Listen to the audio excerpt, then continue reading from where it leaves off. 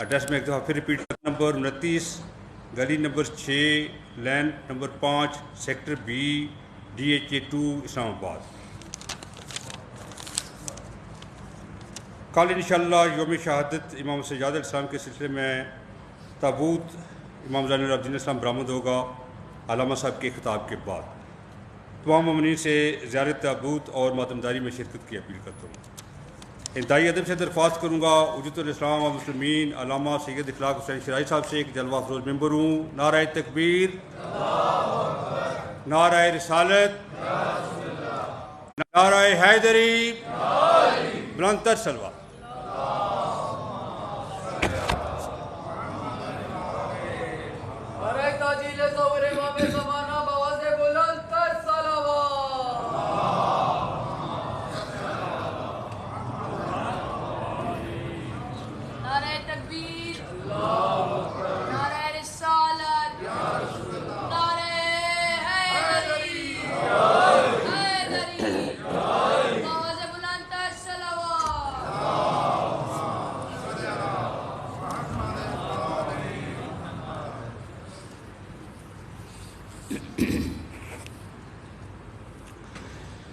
تمام احباب سے التماس ہے شعبہ ملت جعفریہ کی بلندی درجات کے لیے صدر اسلام سے آج تک راہ محبت ولایت میں جان دینے والوں کے لیے بالخصوص وہ محبان آل رسول جو دنیا سے چلے گئے اور بعد میں ان کا کوئی فاتحہ پڑھنے والا نہیں رہا، اپنے اپنے مرحومین کو یاد کرتے ہوئے اور بالاخص جن احباب نے بھی ان مجالس کے انعقاد میں جس حوالے سے بھی حصہ ملایا ہے، وہ سب کے مرحومین کے لیے ایک مرتبہ سورہ فاتحہ اور 3 بار سورہ توحید کی تلاوت فرمائیں۔ اعوذ باللہ من الشیطان الرجیم، بسم اللہ الرحمن الرحیم، الحمد للہ رب العالمین الرحمن الرحیم مالک یوم الدین، ایاک نعبد و ایاک نستعین، اہدنا الصراط المستقیم، صراط الذین انعمت علیہم غیر المغضوب علیہم ولا الضالین۔ بسم اللہ الرحمن الرحیم، قل هو اللہ احد اللہ الصمد لم یلد ولم یولد ولم یکن لہ کفوا احد۔ بسم اللہ الرحمن الرحیم، قل هو اللہ احد اللہ الصمد لم یلد ولم یولد ولم یکن له کفوا احد۔ بسم اللہ الرحمن الرحیم، قل هو اللہ احد اللہ الصمد لم یلد ولم یولد ولم یکن له کفوا احد۔ اللہم اغفر للمؤمنین والمؤمنات والمسلمین والمسلمات الاحیاء منہم والاموات، اللہم تابع بیننا وبینہم بالخیرات انکا مجیب الدعوات انکا علی کل شیء قدیر۔ کریم پروردگار، بحق امام زین العابدین علیہ السلام جتنے آزادار مومنین مومنات تشریف فرمائے، مالک سب کی حاجات کو پورا فرمائے۔ کریم اللہ امام سجاد علیہ السلام کے صدقے میں ہمارے گناہ معاف فرما، ہماری عاقبت بالخیر فرما، دنیا میں آقا امام سجاد علیہ السلام کی زیارت، آخرت میں شفاعت نصیب فرما۔ جتنے مومنین بیمار ہیں، بیمار کربلا کے صدقے میں شفا کاملہ عطا فرما۔ کریم مالک جو بے اولاد ہیں نیک اولاد عطا فرما، مومنین تنگ دست ہیں وسیع حلال رزق نصیب فرما۔ جو پریشان حال ہیں کریم اللہ ان کی پریشانیاں دور فرما، مقروضین کا قرض ادا فرما۔ کریم مالک خالق، ہمیں اور ہماری اولاد کو، ہماری اولاد کی اولاد کو، قیامت تک آنے والی ہماری نسلوں کو مولا علی علیہ السلام کا بہترین شیعہ بنا اور آل محمد کا بہترین عزادار بنا۔ علماء علم مراجع اسلام کی زندگی دراز فرما، خادمان مذہب ملت کی توفیقات میں اضافہ فرما۔ وارث ازا یوسف زہرا امام صاحب علیہ السلام کے ظہور میں تعجیل فرما۔ حضرت حجت کے حامیان و ناصران، نوکران و منتظران سے ہمارا شمار فرما۔ تمام ملتمسین دعا کی دعاؤں کو مستجاب فرما۔ ربنا تقبل منا انک انت السمیع العلیم قبولیت دعا کے لیے بلند صلوات۔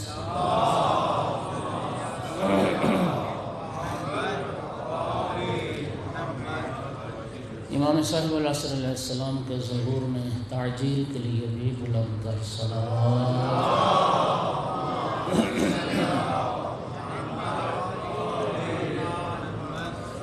اعوذ باللہ من الشیطان اللعین الرجیم، بسم اللہ الرحمن الرحیم۔ الحمد للہ رب العالمین والعاقبۃ للمتقین والجنة للمؤمنین والنار للمنافقین۔ الحمد للہ الذی جعلنا من المتمسکین بولایت علی بن ابی طالب واولادہ المعصومین۔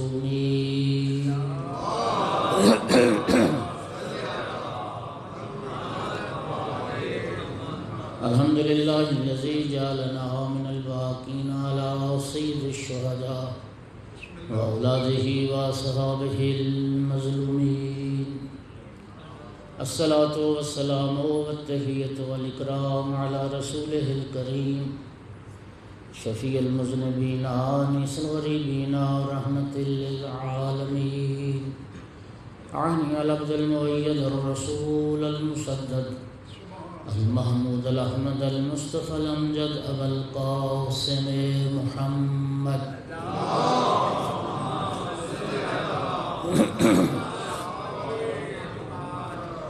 ثم الصلاة والسلام والتحیۃ والاکرام علی آلہ الطیبین الطاہرین المعصومین المنتجبین المنتخبین المظلومین، واللعنة الدائمة على أعدائهم ملومين من يوم عداوتهم إلى قيام يوم الدين وبعد يوم الدين، أما بعد، وقال سبحانه وتعالى في كتابه المجيد، بسم الله الرحمن الرحيم، قل لا أسألكم عليه أجرا إلا المودة في القربى، الصلوات۔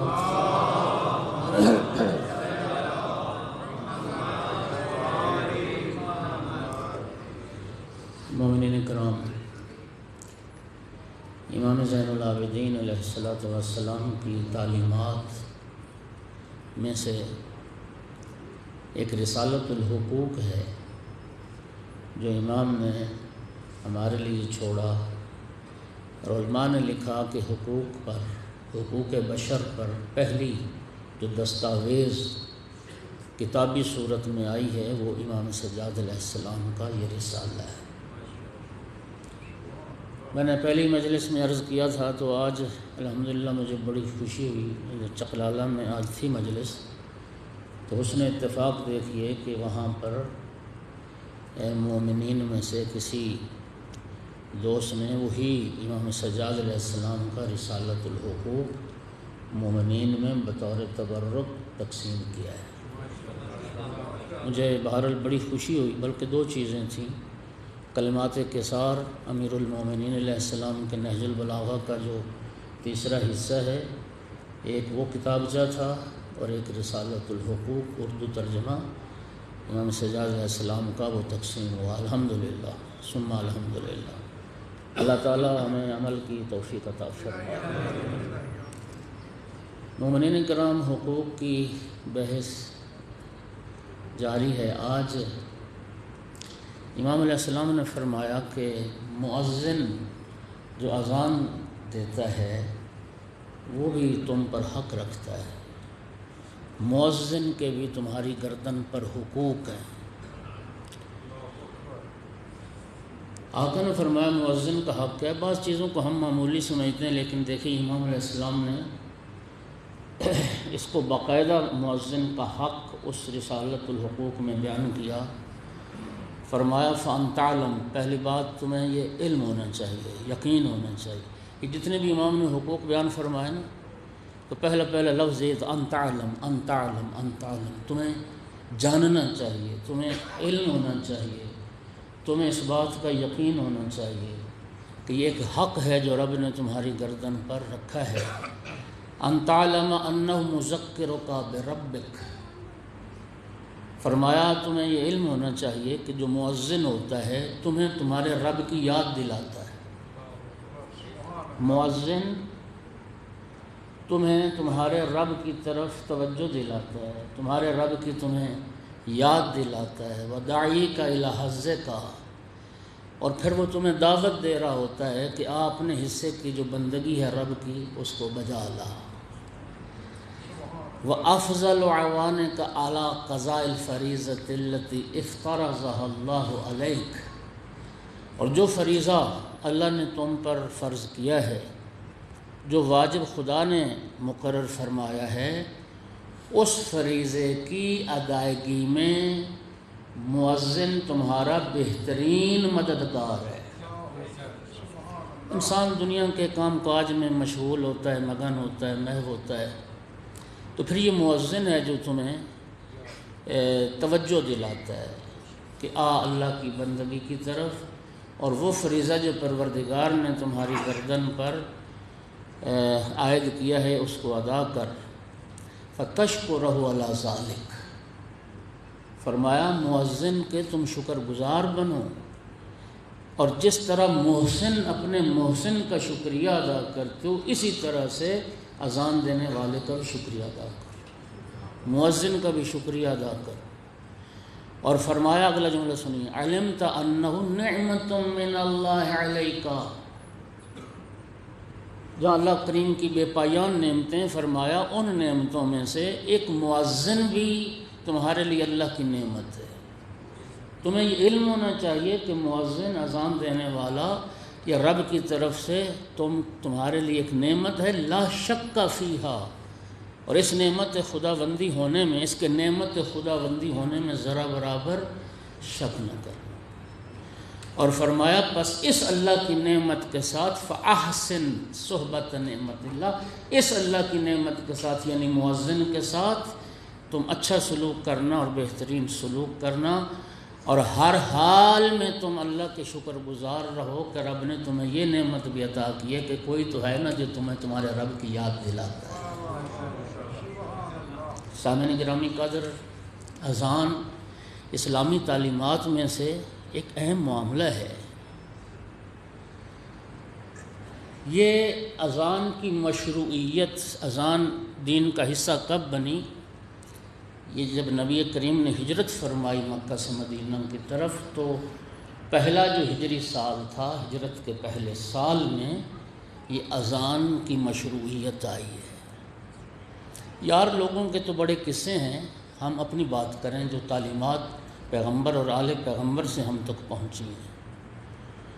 نماز کے لیے اب لوگ محسوس کی، ضرورت محسوس کی، نبی کریم نے بھی، لوگوں نے بھی، کہ اب نماز کی لوگوں کو کیسے اکٹھا کیا جائے، کیسے متوجہ کیا جائے کہ وقت نماز ہو گیا ہے۔ تو نبی کریم نے مشاورت کی، رائے لی۔ کسی نے کہا کہ ہم ناقوس بجاتے ہیں، نقارہ بجائیں گے، فرمایا نہیں، یہ مسیحیوں کا طریقہ ہے۔ کسی نے کہا ہم وہ کیا ہوتا ہے باجا کوئی اس طرح کا وہ بجائیں گے، نوک، فرمایا یہ بھی طریقہ مسلمانوں کا نہیں۔ کسی نے کہا جی ہم آگ روشن کریں گے، دھواں اٹھے گا، لوگ دیکھیں گے کہ نماز کا وقت ہو، فرمایا یہ مجوسیوں کا طریقہ ہے۔ بہرحال مختلف آراء، نبی کریم نے کسی رائے کو پسند نہ کیا، ہم گلیوں میں نکل کے شور کریں گے، فرمایا نہیں یہ بھی طریقہ ٹھیک نہیں ہے۔ دو روایات کی بنیاد پر یہ اذان کی مشروعیت، اذان دین کا حصہ بنی۔ ایک تو روایات میں آتا ہے کہ شب معراج جب رسول اللہ سفر معراج پر گئے تھے اور نبی کریم نے جو انبیاء کو جماعت کرائی تھی، جبرائیل نے اذان کہی تھی اور جبرائیل نے اقامت کہی تھی۔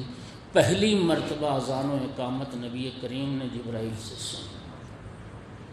دوسرا، جب یہ سرکار مشورہ لے رہے تھے اور کسی مشورے کو بھی نبی کریم نے پسند نہیں کیا، مولا امیر المومنین علیہ السلام رسول اللہ کی گود میں سر تھا، امیر المومنین علیہ السلام کا۔ جبرائیل نے آ کر، جب یہ مشورہ ہوا، جبرائیل نے آ کر اذان بھی دی، اقامت بھی کہی۔ سرکار نے فرمایا یا علی آپ نے سنا جبرائیل کی اذان اور اقامت کو؟ جی یا رسول اللہ سنا۔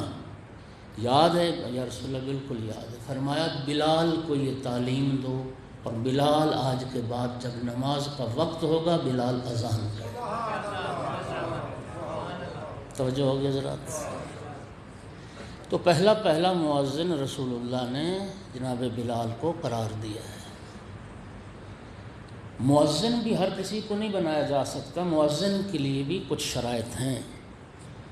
پہلی بات تو یہ ہے کہ مؤذن عربی سے واقف ہو، مخارج سے واقف ہو، عربی تلفظ سے آشنا ہو۔ اگلی بات جو مؤذن کے لیے شرط ہے وہ اوقات صلوات کا عارف ہو، نماز کے وقت کی اس کو معرفت ہو کہ وقت نماز ہو گیا ہے تو پھر وہ اذان کہے۔ ہمارے معاشرے میں بہت ساری جگہ پر اذان دیر سے کہی جاتی ہے۔ ظہر کا وقت، زوال کا وقت فرض کریں 12 بج کر کچھ منٹ پر ہو جاتا ہے، اور اذان مثلا ہمیشہ سے معمول ہے کہ 12:30 بجے کہی جائے گی، کہیں 1 بجے کہی جائے گی، تو یہ نہیں ہے۔ معرفت اوقات صلوات یہ مؤذن کے لیے ضروری ہے۔ آج کل تو ہمارے لیے خیر اور آسانیاں ہو گئیں۔ پہلے زمانے میں آپ اندازہ کریں کہ لوگوں کی معرفت کیا تھی۔ نصف شب کو صبح کاذب کو سمجھنا، ستاروں سے اور آسمان کو دیکھ کر، اور پھر صبح صادق کی تشخیص کرنا، شاید آج ہم نہ کر سکیں، ہمارے اندر وہ شاید اب صلاحیت نہیں ہے۔ اب تو ماشاءاللہ سے جدید سے جدید آلات آ گئے، ایپس آ گئے جو ماشاءاللہ پوری دنیا میں وہ جن کو صحیح قرار دیا گیا ہے، اور ٹھیک وقت جب اذان کا ہو جاتا ہے اس وقت بھی اذان آتی ہے۔ تو معرفت اوقات صلوات۔ علامہ علی نقی کی ایک بڑی معروف تقریر تھی، آپ میں سے اگر کسی نے پڑھی ہے یا سنی ہے، وہ فرماتے تھے کہ امام حسین علیہ السلام کے اصحاب، امام حسین علیہ السلام کے ساتھی کیا عارف تھے اوقات صلوات کے۔ روز عاشور ابو ثمامہ سیداوی نے عرض کی، دیکھیے یہ وقت رکتا نہیں ہے، وقت کا پہیہ چلتا رہتا ہے۔ ایسا نہیں ہے کہ کسی لمحے پر آ کر وقت رکا ہو، ایسا نہیں ہوتا۔ ایک آنے واحد کی دیر ہے، ہاں جی، وہ وقت وہ منظومہ شمسی جو حرکت میں ہے، بس وہ آیا وقت ہو گیا، بس وقت داخل ہو گیا۔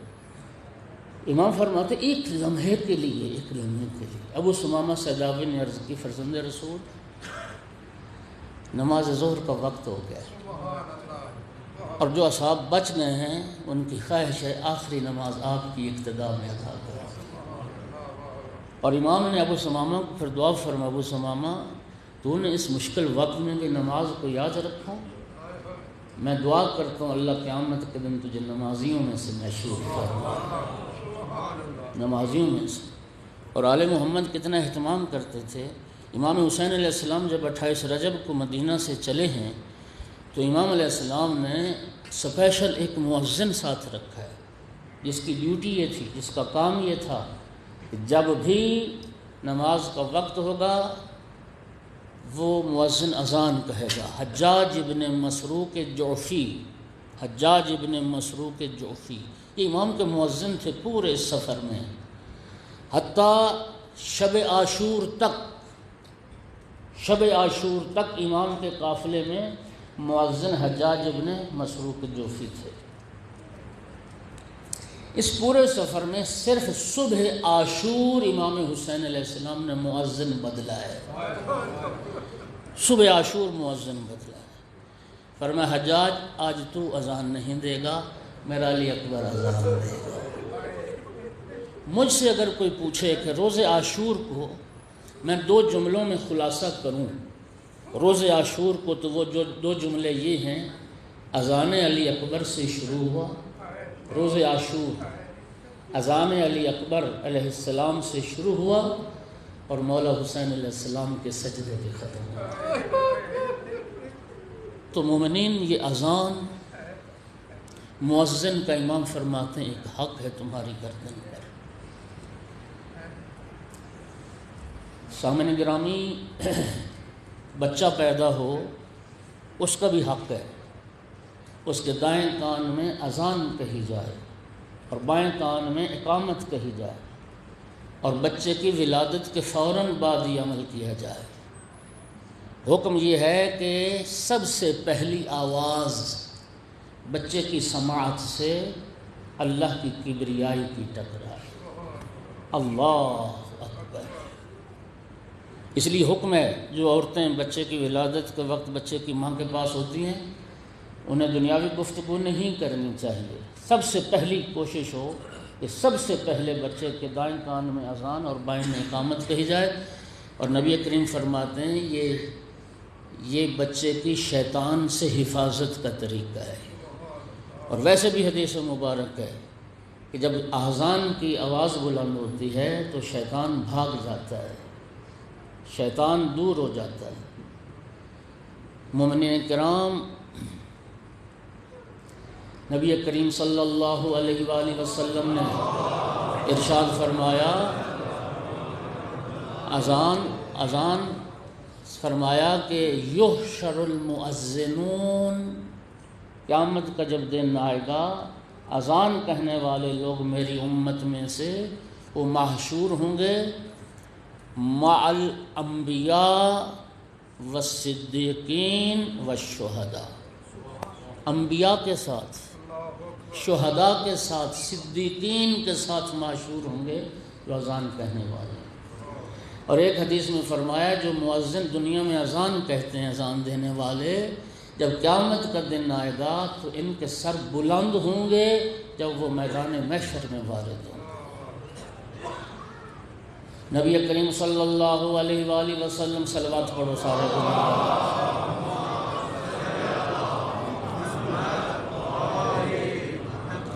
سرکار کی حدیث نے فرمایا جو شخص ایک سال کسی شہر میں ایک سال اذان دیتا ہے مسلسل، مؤذن ایک سال، آقا نے ارشاد فرمایا جب وہ مرے گا تو وہ جنت اس پر واجب ہو جاتی ہے۔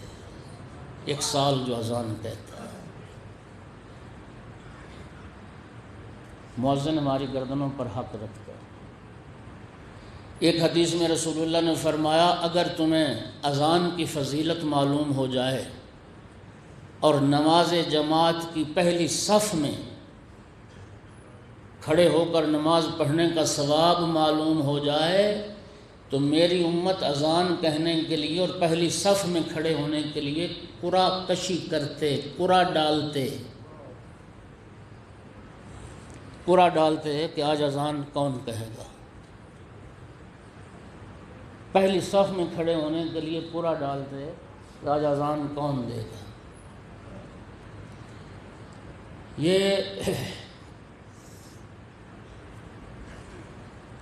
پھر اس اذان کے حوالے سے اگلی جو بات بڑی اہم ہے، اذان کا خاموشی سے سننا بہت ضروری ہے، کیونکہ حدیث مبارک ہے جب اذان آ رہی ہو تو سننے والوں کو کلام نہیں کرنی چاہیے، گفتگو نہیں کرنی چاہیے۔ دنیا میں اذان کے وقت جو محض گفتگو رہے گا، قیامت کے دن اس کی زبان اس کا ساتھ نہیں دے گی، اس کی زبان لڑکھڑاہٹ کا شکار ہو۔ دنیا میں خاموشی سے اذان کو سنا جائے، اور اگلا جو حق ہے سننے والے کے لیے وہ یہ ہے اجابت المؤذن کفارۃ الذنوب و اجابت المؤذن یزید فی الرزق۔ نبی پاک کی حدیث اور مولا امیر المومنین کی دو حدیثیں میں نے پڑھی۔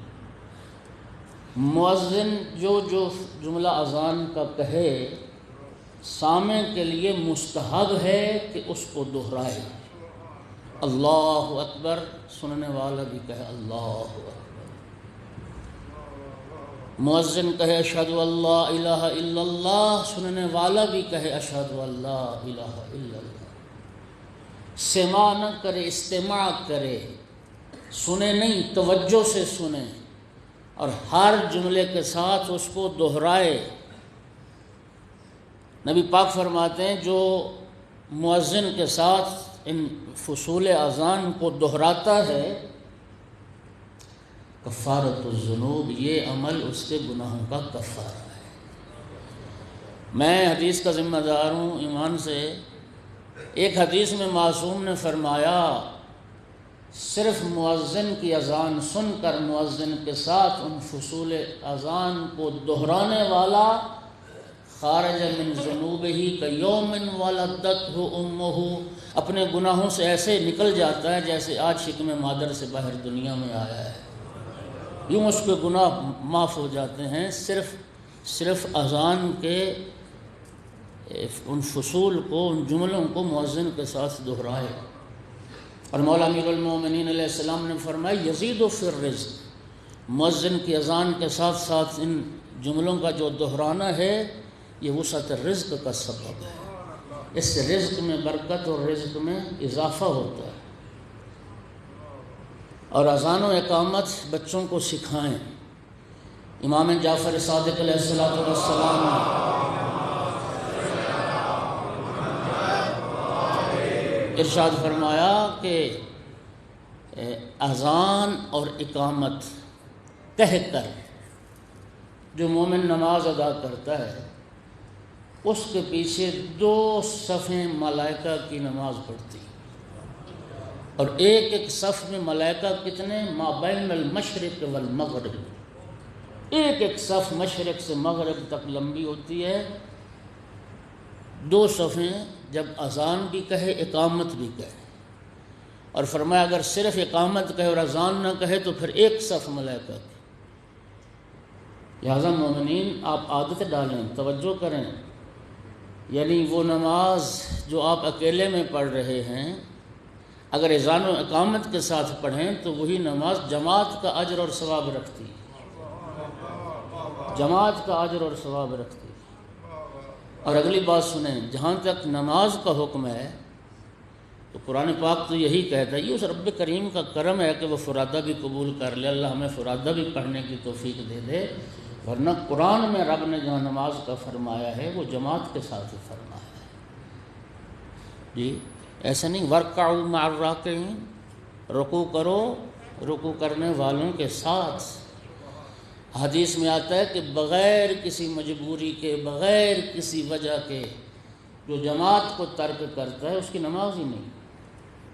یعنی ایک آدمی کے لیے جماعت میسر ہے، ایک آدمی جماعت کے ساتھ نماز پڑھ سکتا ہے، فرصت بھی ہے، کوئی مجبوری بھی نہیں ہے، کوئی معنی بھی نہیں ہے، پھر جماعت کے ساتھ نہیں پڑھتا اور فرادہ پڑھتا ہے، اس کی نماز ہی نہیں۔ نبی کریم کے حدیث پڑھ اور ذمہ داری سے رسول اللہ صلی اللہ علیہ وآلہ وسلم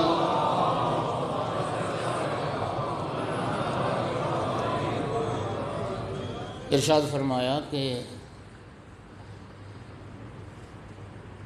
جماعت کے ساتھ نماز، توجہ کیجیے گا، رسول اللہ کی حدیث ہے، جماعت کے ساتھ نماز گھر میں فرادہ پڑھی جانے والی 40 سال کی نمازوں سے افضل ہے۔ ذمہ دار حدیث کا صحابی نے عرض کی یا رسول اللہ یہ جماعت کے ساتھ ایک دن کی نمازیں گھر میں 40 سال جو فرادہ پڑھیں ان سے افضل نے؟ فرمایا ایک دن کی نہیں، صرف ایک نماز جماعت کے ساتھ۔ ایک دن میں تو 5 نمازیں ہوتی ہیں نا، فرمایا صرف ایک نماز جماعت کے ساتھ گھر میں پڑھی جانے والی 40 سال کی فرادہ نمازوں سے بھی افضل ہے جماعت کے ساتھ۔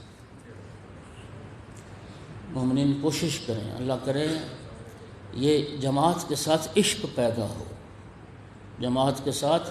رسول اللہ فرماتے ہیں جماعت کو ترک نہ کرنا چاہے تم نیزے کی نوک پر ہو، اللہ اکبر، یعنی تم مشکل ترین اگر حالات میں بھی ہو، تم نیزے کی نوک پر بھی ہو تو نماز کو جماعت کے ساتھ بجا لانے کی تم کوشش کرنا۔ اور نماز جماعت میں بھی پہلی صف میں کھڑے ہونے کی کوشش کرنا۔ معصوم فرماتے ہیں پہلی صف میں ملائکہ شامل ہوتے ہیں، لہذا پہلی صف جو ہے وہ افضل ہے۔ اور ایک حدیث میں ارشاد فرمایا کہ پہلی صف میں جو دائیں طرف ہے امام جماعت کی دائیں طرف، وہ بائیں طرف سے بھی افضل ہے۔ امام سجاد علیہ السلام سے حدیث ہے پہلی صف میں کھڑے ہو کے نماز پڑھنے والا ایسا گویا راہ جہاد میں، راہ خدا میں جہاد کے لیے تیار کھڑا ہے۔ جو مجاہد فی سبیل اللہ کا اجر و ثواب ہے وہ پہلی صف میں کھڑے ہو کے نماز پڑھنے والے کا ثواب ہے۔ اور پہلی صف میں بھی جو دائیں طرف ہے، اور دائیں طرف جو کھڑے ہو کے پڑھنے کی فضیلت ہے، بائیں طرف والوں سے وہ سرکار فرماتے ہیں دایاں پہلو، دایاں طرف جو ہے یہ بائیں طرف سے اتنی فضیلت رکھتی ہے جتنی نماز جماعت نماز فرادہ پر فضیلت رکھتی ہے، نماز فرادہ پر، لہذا اول صف میں۔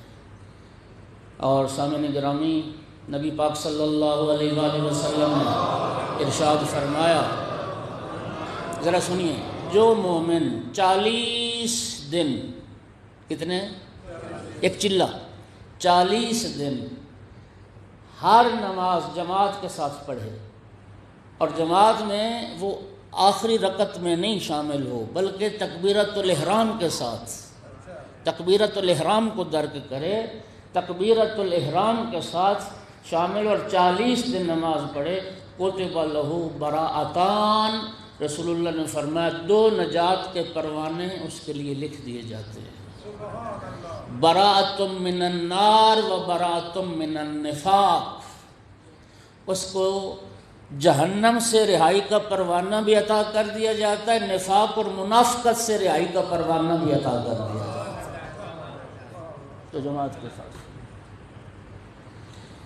اور یہ فرض کریں کہ اگر جماعت آپ دور ہیں، کہیں آپ کو فرصت نہیں ہے، تو آپ اپنے گھر میں بھی جماعت کا اہتمام کر سکتے ہیں۔ آپ آگے کھڑے ہو جائیں، آپ کے بچے اہل و عیال پیچھے کھڑے ہو جائیں، جماعت کا شرف آپ اپنے گھر میں بھی حاصل کر سکتے ہیں۔ ایک صلوات بلند آواز سے۔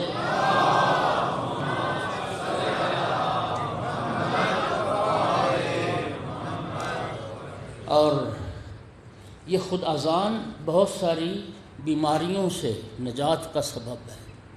ایک شخص امام معصوم کے پاس آیا، بے اولادی کی شکایت کی، مولا اولاد نہیں ہے، بیٹا نہیں ہے۔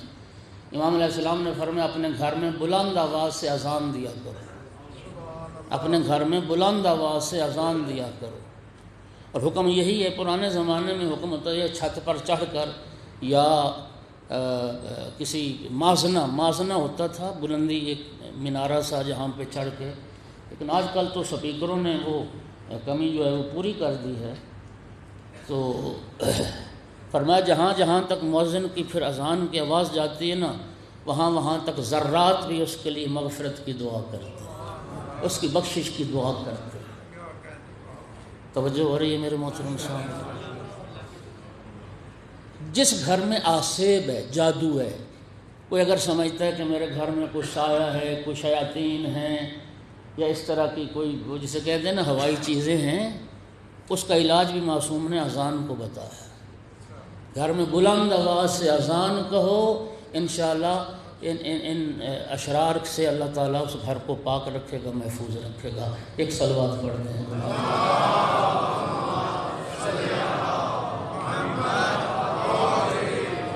مولا امیر المومنین علیہ السلام ارشاد فرماتے ہیں کہ 4 مقامات پر دعا کو غنیمت جانو۔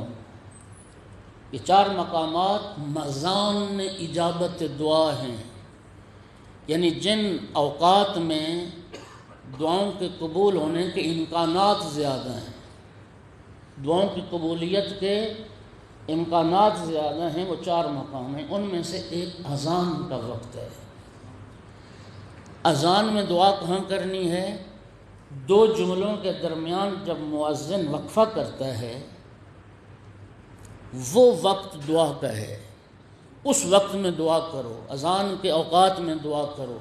جب مؤذن ایک جملہ کہہ کے خاموش ہوتا ہے اس وقت دعا کرو۔ امیر المومنین فرماتے ہیں وہ قبولیت دعا کا وقت ہوتا ہے۔ تلاوت قرآن کے وقت جب بھی قرآن پاک اٹھاؤ، امام حسن مجتبی علیہ السلام کی بھی حدیث ہے، جب بھی تم تلاوت قرآن کے لیے قرآن پاک اٹھاؤ دعا ضرور کرو، اس لیے کہ تلاوت قرآن کا جو وقت ہے وہ قبولیت دعا کا وقت ہوتا ہے۔ ہر تلاوت قرآن کے ساتھ ایک دعا رب تمہاری ضرور مستجاب کرے۔ تیسرا مقام عند نزول الغیث، جب باران رحمت برس رہی، جب بارش ہو رہی ہو، وہ وقت بھی قبولیت دعا کا وقت ہوتا ہے۔ اور چوتھا وقت سرکار نے فرمایا جب کفر اور اسلام کی لشکر آپس میں وہ صف بندی کر رہے ہوں، جب کفر اور شرک کے مقابلے میں لشکر اسلام صف بندی کر رہا ہو، وہ موقع بھی قبولیت دعا کا ہوتا ہے، اس وقت بھی دعا کرنی چاہیے۔ یہ امام علیہ السلام نے مؤذن کا حق بتایا۔ اب چونکہ وقت بڑا تیزی سے گزر جاتا ہے، ایک صلوات پڑھیں ذرا سارے حضرات۔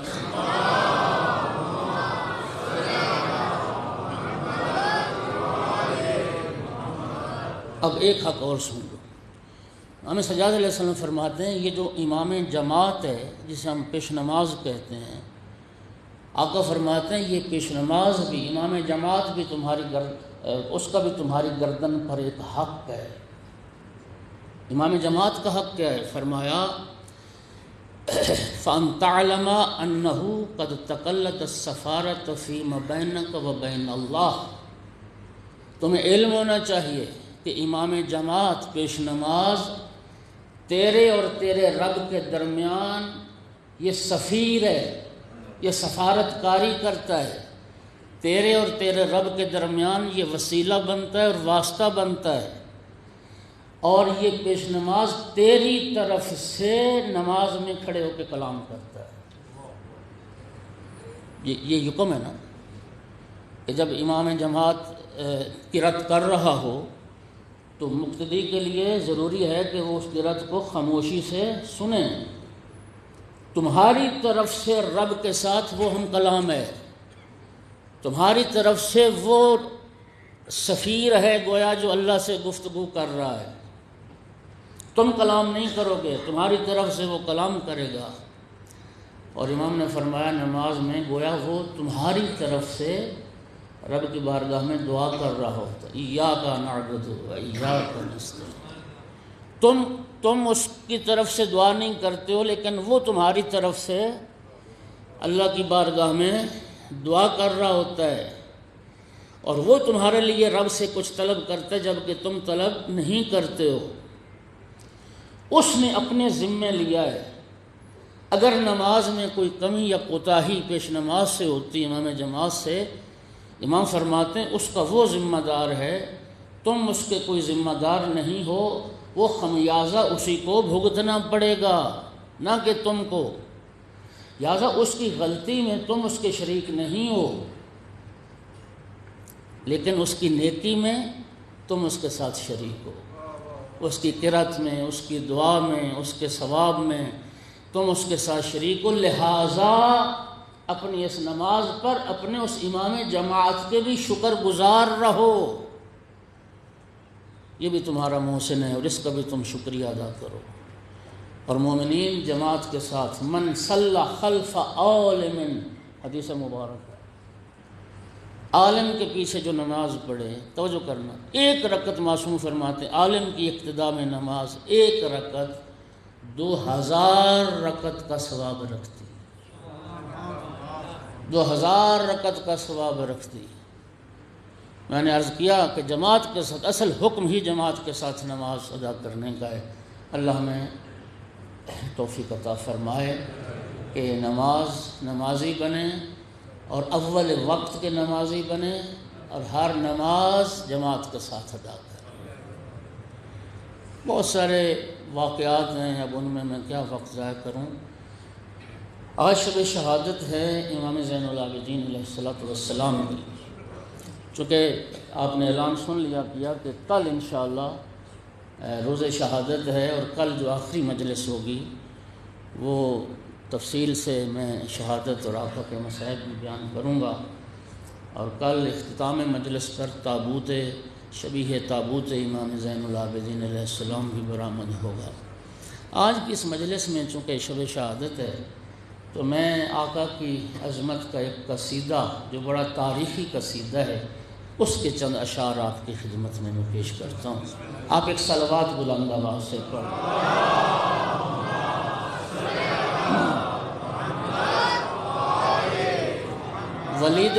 ولید اموی کا زمانہ تھا۔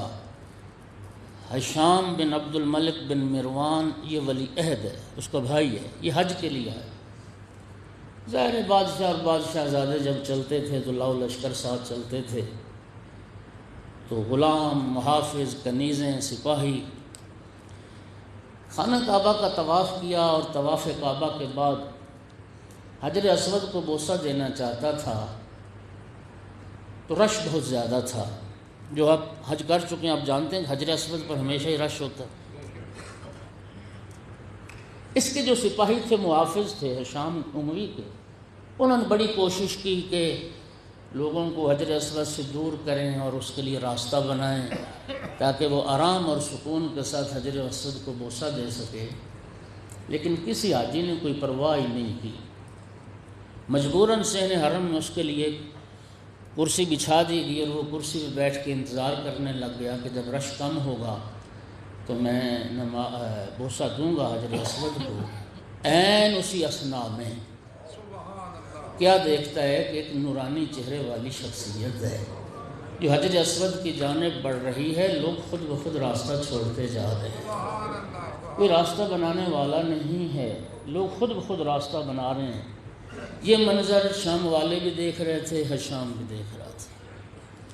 کسی نے ازراہ شرارت پوچھ لیا، ہشام تیرے لیے تو راستہ بنانے پر بھی کسی نے راستہ نہ دیا، یہ کون ہستی ہے جس کے لیے خود بخود راستہ بنتا جا رہا ہے؟ تجاہل عارفانہ سے کام لیا، کہا کہ میں ان کو نہیں جانتا، حالانکہ جانتا تھا کہ شام والوں کے دل میں ان کا مقام و مرتبہ اور ان کی ہیبت، ان کو رعب و دبدبہ نہ بیٹھے۔ کہا کہ میں ان کو نہیں جانتا۔ جب اس نے جھوٹ بولا نا خانہ خدا میں بیٹھ کے کہ میں نہیں جانتا، وہاں پر شاعر اپنے زمانے کا بہت بڑا شاعر ابو فراس فرزدق موجود تھا۔ یقین کریں جب اس نے دیکھا نا کہ لوگوں کو دھوکہ دے رہا ہے، پھر اس نے پرواہ نہیں کی۔ وہ کہتے ہیں نا جان کی بازی لگا دی۔ ظالم جابر کے سامنے کلمہ حق کہنا ہی سب سے بڑا جہاد ہوتا ہے۔ پھر فرزدق نے ایک فی البدی قصیدہ پڑھا، اس کے بہت سارے اشعار ہیں جس میں ہشام کو مخاطب کر کے اس ہستی کا تعارف کروایا ہے۔ آپ صلوات پڑھیں اور میں اشعار شروع کروں۔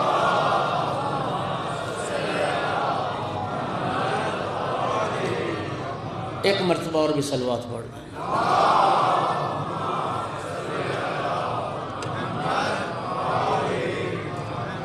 فرزدق ہشام کو خطاب کر کے کہتا ہے، ھذا الذی تعرف البطح وطأتہ والبیت یعرفہ والحل والحرم۔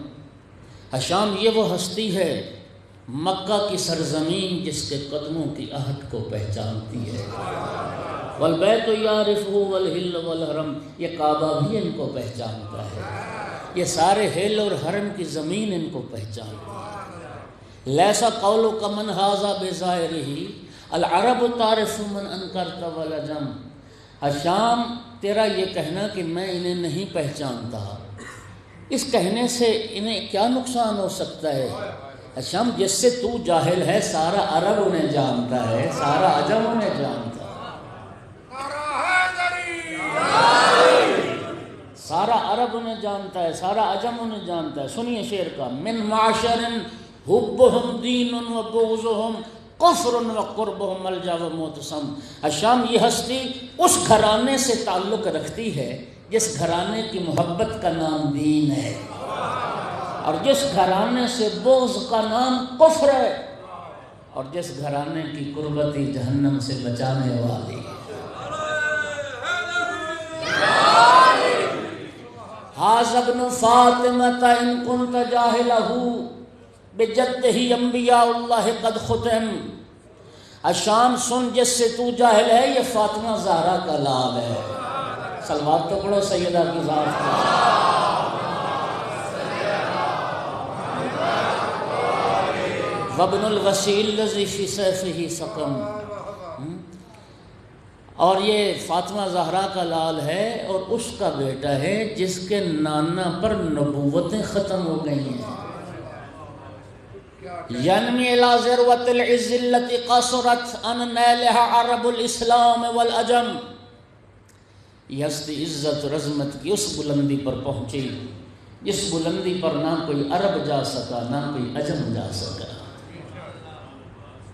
اور شعر سنیے، اس نے کہا نا کہ میں نہیں جانتا، 3-4 شعر تو اسی پس منظر میں کہتا ہے کہ من یعرف اللہ یعرف اولیت ذا فالدین من بیت ھذا نالہ الامم، حشام جو اللہ کو پہچانتا ہے وہ ان کو بھی پہچانتا ہے، جو اللہ کی معرفت رکھتے ہیں وہ ان کی بھی معرفت رکھتے ہیں، اس لیے کہ یہ اسی گھرانے کی فرد ہے جس گھرانے سے لوگوں کو دین ملا ہے، جس گھرانے سے لوگوں نے دین پایا ہے۔ ھذا ابن سیدۃ النسوان فاطمہ وابن الوسیل الذی فی سیفہ سقم، حشام یہ سیدۃ النساء فاطمہ الزہرا سلام اللہ علیہا کا بیٹا ہے، وابن الوسیل الذی فی سیفہ سقم، اور اس وصی رسول کا بیٹا ہے جس کی تلوار میں دشمنوں کے لیے عذاب بھرا ہوا۔ بلندر سلام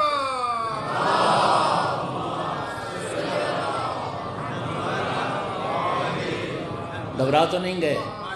اذا رأت قریش قال قائلها الی مقارم ھذا ینتہی الکرم، یہ وہ ہستی ہے جب قریش کا کوئی فرد ان کو دیکھتا ہے تو پکار اٹھتا ہے کہ اس ہستی پر تو کرم کی انتہا ہو گئی۔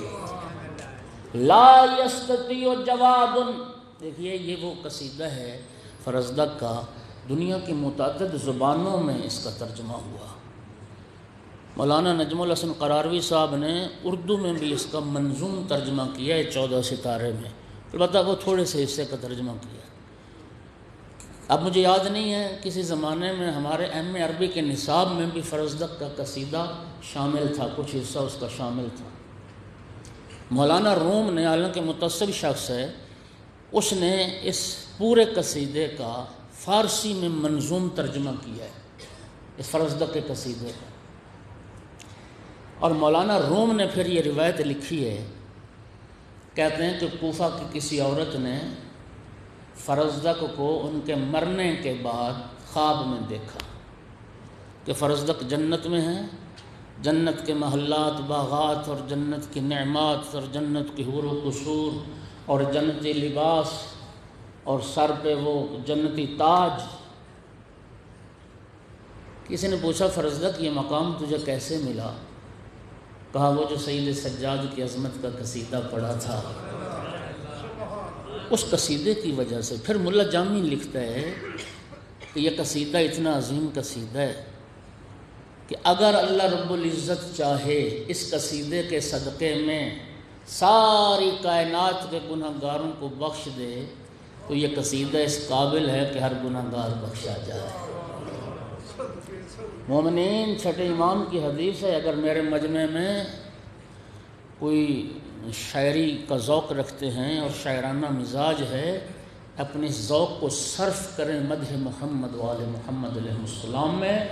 ایک چھٹے امام نے فرمایا من انشد فینا شعرا فلہ بیت فی الجنہ، جو ہماری شان میں، ہماری مدح میں ایک شعر کہے گا اس کا صلہ جنت میں ایک گھر عطا کر۔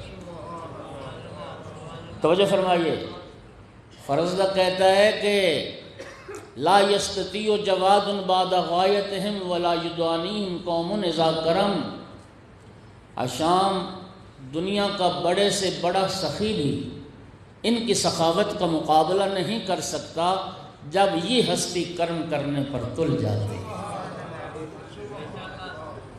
ھذا علی رسول اللہ والدہ امست بنور ہداہ تہتدی الامم، حشام ان کا نام علی ہے، یہ رسول اللہ کا بیٹا ہے جس کے نور ہدایت سے ساری کائنات نے ہدایت پائی۔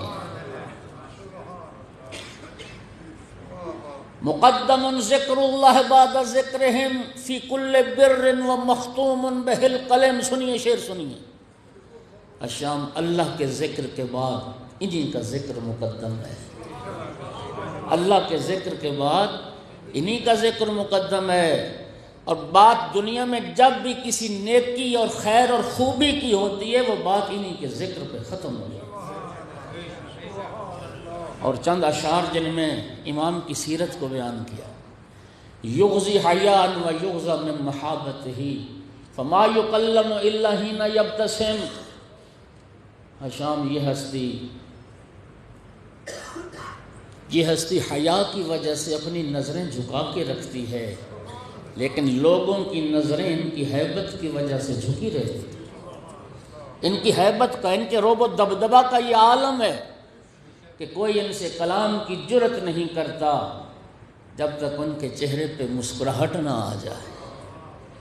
ان عد اہل التقى كانوا ائمتهم او قیل من خیر خلق اللہ قیلہم۔ الشام جب دنیا کے متقی لوگوں کو گنا جاتا ہے یہ متقین کے امام نظر آتے ہیں۔ جب دنیا کے متقی لوگوں کو گنا جاتا ہے یہ متقین کے امام نظر آتے ہیں۔ او قیل من خیر خلق اللہ، اور جب یہ سوال کیا جائے کہ خلق خدا میں سب سے بہتر کون، ایک ہی جواب آتا ہے، یہی ہیں جو خلق خدا میں سب سے بہتر ہیں۔ اور مومنین، یہ دو شعر تو مجھے بہت ہی پسند ہیں، میں کہتا ہوں حاصل قصیدہ شعر ہیں جی۔ کہتا ہے کہ ما قال لا قط الا فی تشہدہ ولولا التشہد کانت لاؤہ نعم۔ پہلے یہ دو لفظوں کو سمجھیے، لا اور نعم۔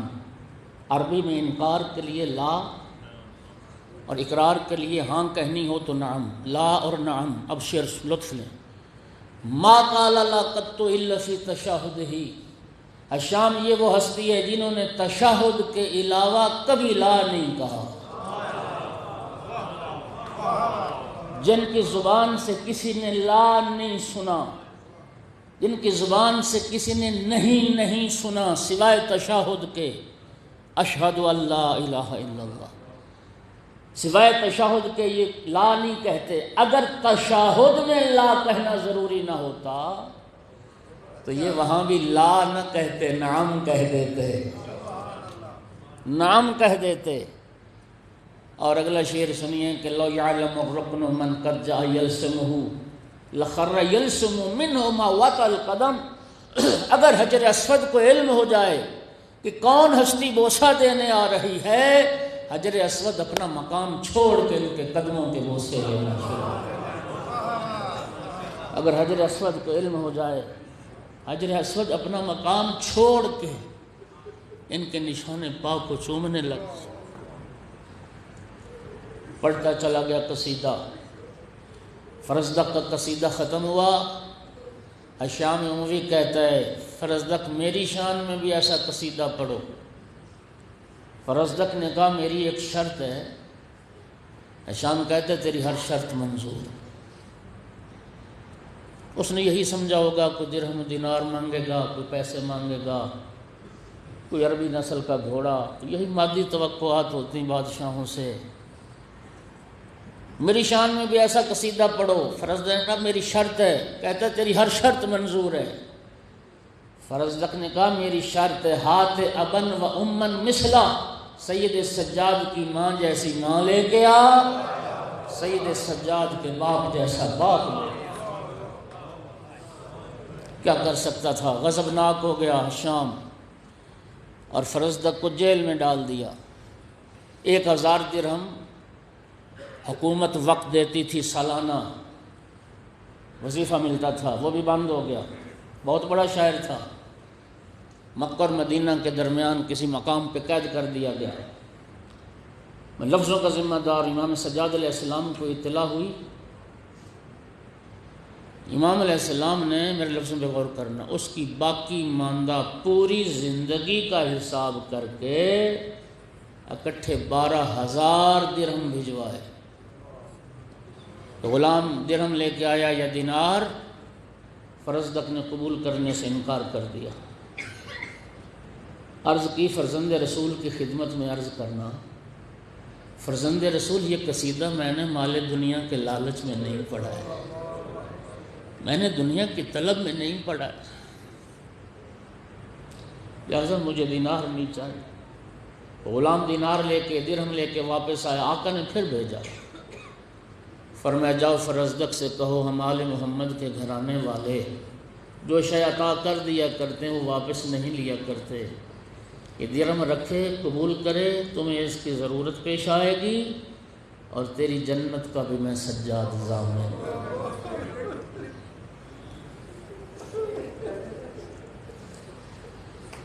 اللہ اکبر۔ کلمہ پڑھنے والوں نے نہ پہچانا آل رسول کو، جانوروں نے پہچانا۔ اللہ، کلمہ پڑھنے والوں نے کیا کیا؟ کوئی بیمار پر بھی ظلم کرتا ہے، اور جو اتنے بیمار تھے اتنے بیمار تھے، روز عاشور جب خیام کو آگ لگی ہے، اتنے بیمار تھے امام سجاد کہ خود چل کے قدموں سے خیمے سے باہر نہیں آ سکے۔ سخت ترین ماحول میں امام سجاد علیہ السلام کی امامت کا آغاز ہوا۔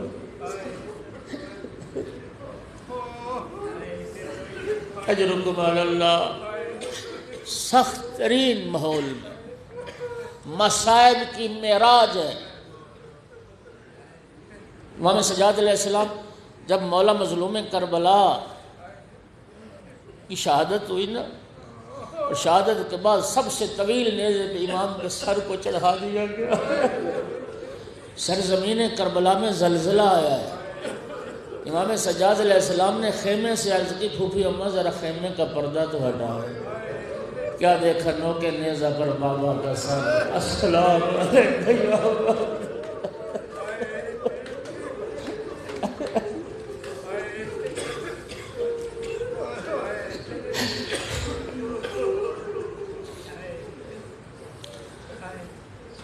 خیام کو جب آگ لگی،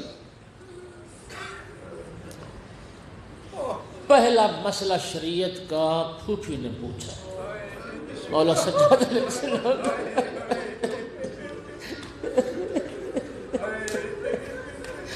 پہلا مسئلہ، اور جو مسئلہ پوچھا آپ کو سب کو معلوم ہے، بیٹا سجاد تو امام وقت ہے، خیام کو آگ لگ گئی، بیٹا ہمارے سروں سے چادریں چھن چکی ہیں، نبی زادیاں برہنہ سر ہے، سجاد بیٹا اب بتا زینب کیا کرے؟ جل کے مر جائیں یا ننگے سر خیموں سے باہر نکل جائیں؟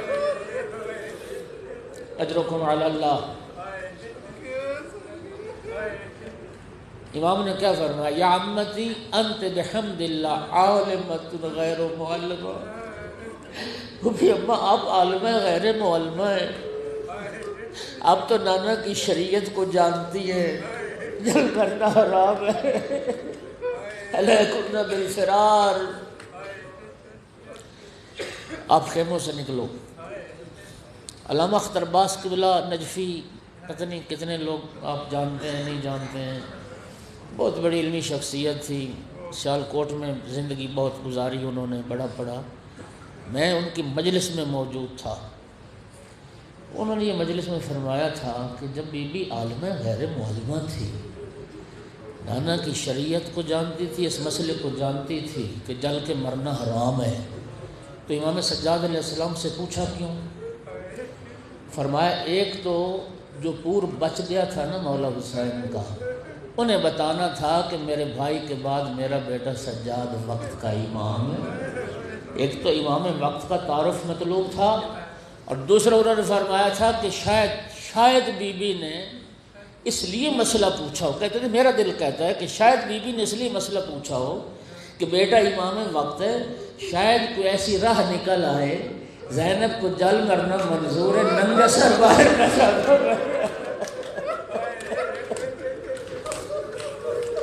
جلتے خیموں سے نبی زادیاں نکل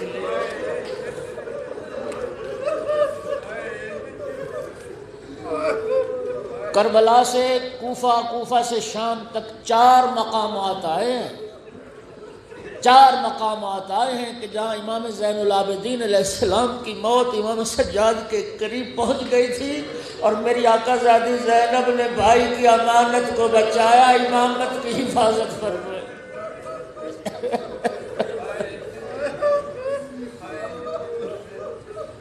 یہ پہلا موقع تھا۔ حمید بن مسلم کہتا ہے کہ میں بھول نہیں سکتا اس وقت کو جب خیام کو آگ لگی ہوئی تھی، ایک بی بی جلتے ہوئے خیمے کے قریب جاتی تھی، آگ کی تپش مجبور کرتی تھی، پھر واپس آ جاتی تھی، پھر قریب ہوتی تھی، پھر واپس آ جاتی تھی۔ میں سمجھ گیا کہ کوئی قیمتی سامان اس بی بی کا رہ گیا ہے، کوئی قیمتی سامان اس بی بی کا خیموں میں رہ گیا ہے۔ امید تو کیا جانے کہ زینب کی کائنات خیموں میں رہ گیا۔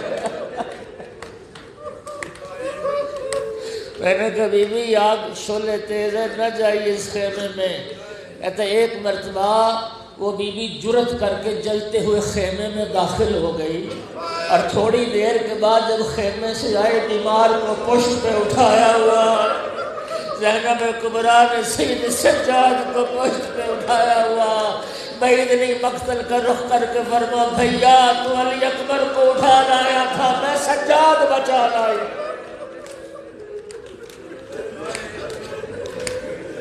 اللہ اکبر۔ میں نے عرض کیا جانوروں نے پہچانا۔ 11 محرم کو جب بے پالان اونٹوں پہ سوار کیا گیا نا نبی زادیوں کو، ایک خاکستری رنگ کا اونٹ تھا جو ہر اونٹ کے منہ کے ساتھ منہ لگا کے اپنی بولی میں کچھ کہتا تھا۔ جب یہ اونٹ بولتا تھا نا تو باقی اونٹ روتے تھے، باقی سارے اونٹ گریا کرتے تھے۔ میری آقا زادی نے جب یہ منظر دیکھا، سیدھے سجاد سے پوچھا سجاد بیٹا تو امام وقت ہے، تو جانوروں کی زبان جانتا ہے، بیٹا مجھے بتا یہ اونٹ آپس میں کیا باتیں کر رہے ہیں۔ اس وقت امام سجاد علیہ السلام نے عرض کی بھومی اماں یہ جانور ایک دوسرے کو وصیت کر رہے ہیں آرام سے چلنا، احتیاط سے چلنا، تمہاری گوشت پر آم کہتی نہیں، علی و بطول کی بیٹیاں یہ محمد کی نواز سے انہیں نہیں پہچانا تو نانا کی امت نے نہیں پہچانا۔ اور شبیہ ذوالجناح امام حسین علیہ السلام کا گھوڑا جو شبیہ بناتے ہیں، قوم شیعہ صرف وحدہ لا شریک اللہ کی عبادت کرتی ہے، یہ شبیہ ہیں، یہ ہمارے گریے میں اضافے کا سبب بنتی ہیں، یہ ہمارے رونے کے سامان ہیں۔ یہ ایک واقعات کربلا کی ایک منظر کشی ہے جیسے ہم رونے کا سامان کرتے ہیں۔ اور جانتے ہیں یہ ذوالجناح اس نے امام حسین علیہ السلام کے ساتھ وفا کی ہے۔ رسول کا کلمہ پڑھنے والوں نے رسول کے بیٹے کو تیر مارے، نیزے مارے، پتھر مارے، تیر مارے۔ واقع کربلا کے بعد کسی نے امام سجاد علیہ السلام سے پوچھا تھا آقا آپ کے بابا کے بدن پر کتنے زخم آئے، کتنے زخم لگے آپ کے بابا کو؟ امام نے ہاتھ سے انگوٹھی اتاری، انگوٹھی اتار کے فرمایا اتنی ساری جگہ بھی میرے بابا کے بدن پر سلامت نہیں تھی۔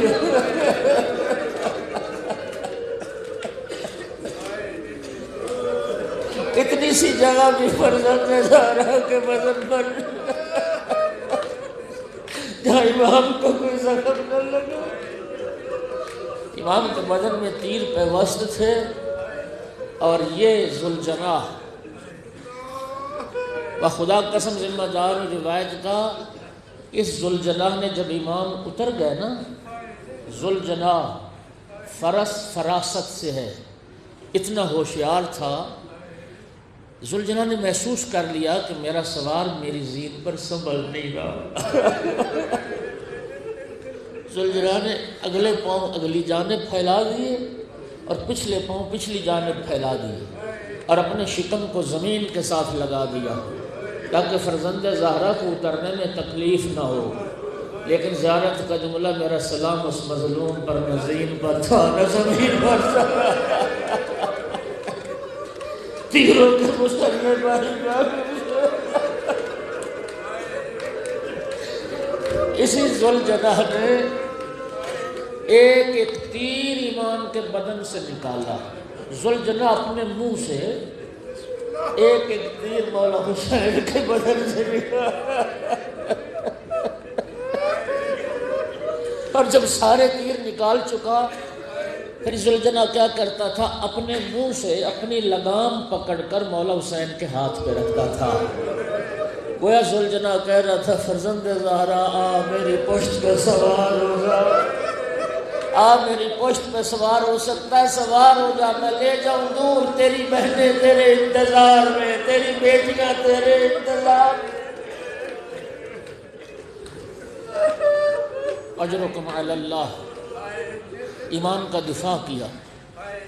لکھا معتبر روایات میں 50 سے زیادہ یزیدیوں کو اسی ذوالجناح نے اپنے سموں سے واصل جہنم کیا. دانتوں سے کاٹ کھاتا تھا جو یزیدی نہیں بڑھتا تھا. اور آقا امام حسین علیہ السلام کی شہادت کے بعد خبر شہادت خیمہ گاہ تک لانے والا یہی ذوالجناح ہے. چیختا ہوا آ رہا تھا، روتا ہوا آ رہا تھا. اب ایک روایت پڑھنے لگا ہوں، ممکن ہے بہت سارے لوگوں کو عجیب لگے گا. میں روایت کا ذمہ دار ہوں، اس کو حوالے چاہیے حوالے دوں گا، لیکن روایت سن لیجیے. میں بڑی دیانتداری سے پڑھوں گا، روایت موجود ہے. آقا کی شہادت کے بعد یہ دیوانہ وار چکر لگا رہا تھا. عمر ابن سعد ملعون نے حکم دیا کہ اس گھوڑے کو پکڑا جائے، لیکن جو سامنے آتا تھا اپنے سموں سے واصل جہنم کرتا تھا. پکڑا نہیں جا رہا تھا ذوالجناح. ایک تیر اندازوں کا دستہ تیار ہوا، اس گھوڑے کو تیر مارے جائیں. اس وقت عمر ابن سعد ملعون کہتا ہے خبردار کو اس گھوڑے کو تیر نہ مارے، اس گھوڑے پر رسول نے سواری کی ہے.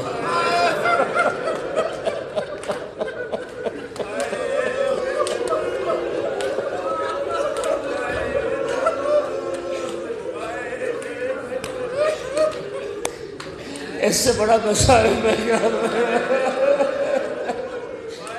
کہتا ہے کوئی اس گھوڑے کو تیر نہ مارے، اس گھوڑے پر رسول اللہ نے سواری کی ہے. اور بے حیا مسلمانوں، جس گھوڑے پر رسول سوار ہوئے اس کا احترام تمہارے ذہن میں آ گیا جو مہر نبوت کا سوار تھا، جو نانا کی پشت کا سوار تھا.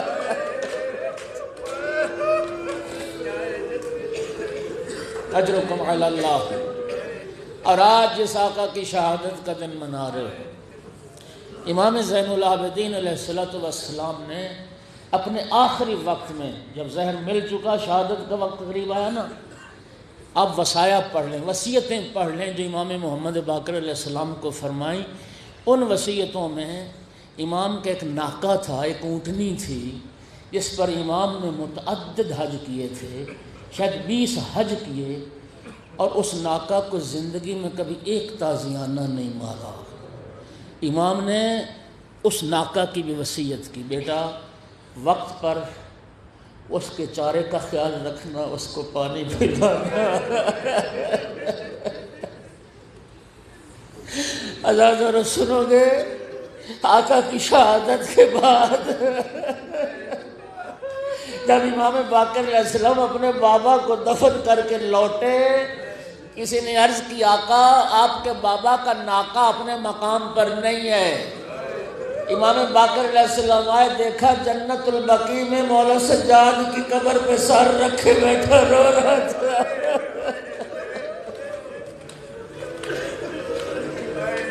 امام کا ناکہ امام کی تازہ قبر پہ بیٹھا رو رہا تھا، آنسو بہا رہا تھا. امام باقر علیہ السلام آگے بڑھے، اس کے سر پہ شفقت کا ہاتھ پھیرا جیسے بچے کے سر پہ پھیرا جاتا ہے، اور ناکہ کو اٹھایا کہ اٹھا اپنے مقام پر. ناکہ امام کا حکم مان کے اپنے مقام پہ چلا ہے. ازادر لفظوں کا ذمہ دار ہوں، زیادہ وقت نہ گزرا، کسی نے پھر کہا آقا ناکہ پھر اپنے مقام پر موجود نہیں ہے. امام نے پھر آ کے دیکھا مولا سجاد کی قبر پہ بیٹھا رو رہا تھا. فرمایا یہ اپنے آقا کی جدائی برداشت نہیں کر رہا، اب اس کو کچھ نہ کہنا۔ 3 دن تک آقا نے نہ کچھ کھایا نہ پیا، مولا سجاد علیہ السلام کی قبر پہ سر رکھ کے روتا رہا، اور 3 دن کے بعد روتے روتے جان دے دی۔ جانوروں نے پہچانا، رسول کی امت نے نہ پہچانا۔ ماتم حسین یا حسین۔